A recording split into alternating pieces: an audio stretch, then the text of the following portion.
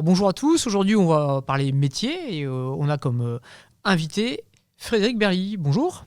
Bonjour Guillaume, ravi d'être avec toi aujourd'hui. En tout cas, merci d'avoir accepté notre invitation. Aujourd'hui on va parler e-commerce et les métiers qui y sont rattachés. Est-ce que tu peux te présenter rapidement avant qu'on attaque directement sur les questions ? Bien sûr.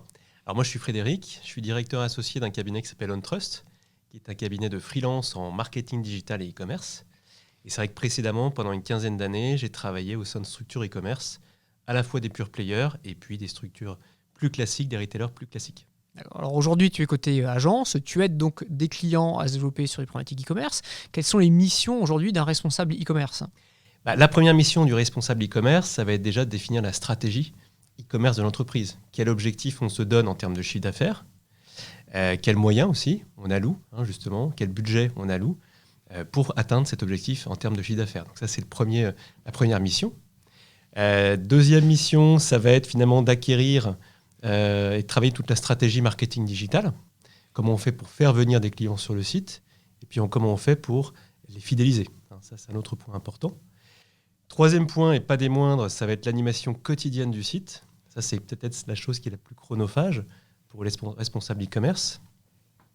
Qu'est-ce que ça veut dire ? Ça veut dire que quotidiennement, il faut s'occuper du merchandising, s'occuper de mettre en avant les produits, de créer les fiches produits, etc. Donc ça, c'est un gros boulot.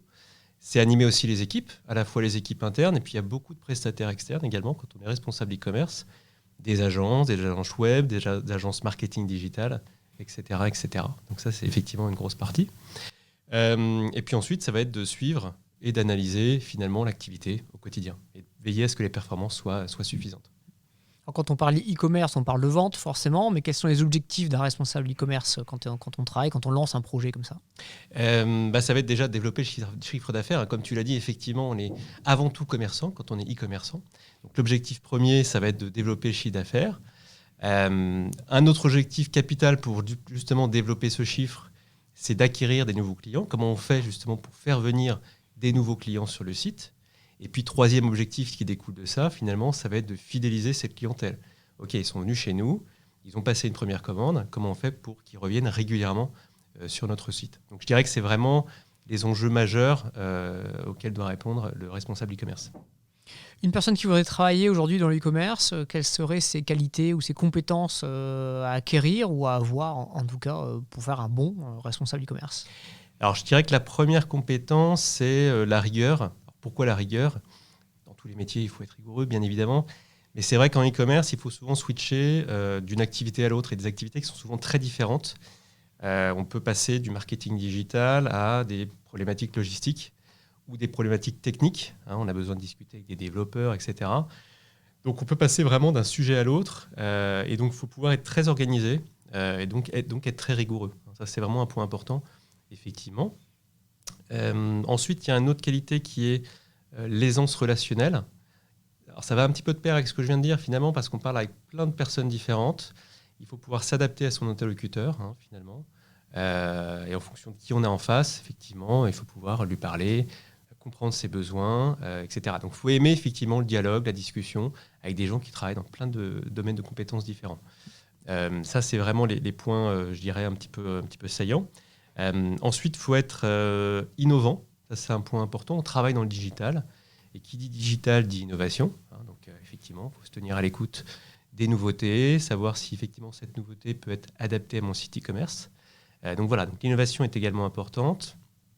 Puis dernier point, c'est d'être réactif. Quand on est dans le e-commerce, il faut pouvoir être très réactif. Réactif face à un problème technique. Il ne faut pas perdre ses moyens. Il faut effectivement savoir le résoudre rapidement, de manière à ce que les commandes puissent reprendre sur le site. Réactif face à la concurrence, ça c'est un point important aussi. Sur le web, la concurrence, elle a un clic. Donc ça, c'est effectivement vraiment primordial de se dire, voilà, mon concurrent fait telle action, je dois pouvoir réagir en ajustant peut-être mes prix, en lançant rapidement une promotion. Donc la réactivité, effectivement, c'est un point très important. Est-ce que si tu pourrais... ce sont aujourd'hui plutôt des étudiants qui nous regardent pour ce type d'informations, des gens qui sont à la fois étudiants déjà dans des problématiques marketing ou commerciales ou communication. Peut-être certains voudraient aller plus loin justement et nous rejoindre. Est-ce que tu auras un conseil aujourd'hui à donner à des étudiants qui voudraient vraiment aller dans ces domaines d'expertise qui est l'e-commerce ? Si j'avais un conseil à leur donner, c'est De s'intéresser à tous les canaux de distribution, effectivement. Alors effectivement, il y a le e-commerce. C'est un mode aujourd'hui d'achat que tout le monde connaît. Mais quand on parle de e-commerce aujourd'hui, il faut aussi s'intéresser aux nouveaux canaux qui commencent à émerger. Donc quand on veut aller vers ce type de métier, intéressez-vous aussi au e-commerce de demain. Peut-être que le e-commerce de demain ne sera pas le même qu'aujourd'hui. Peut-être qu'on n'achètera plus en ligne sur un site internet, mais directement via un assistant vocal, via un chatbot, etc. Donc intéressez-vous aussi au devenir du e-commerce. Je pense que c'est le conseil que je donnerais. Maintenez vos connaissances à jour, soyez en veille pour être les meilleurs e-commerçants de demain. Donc, continuez à être curieux. Continuez à être curieux, exactement. Ok. Merci Frédéric. Merci et Guillaume. puis à très bientôt. À bientôt. Au revoir. Au revoir.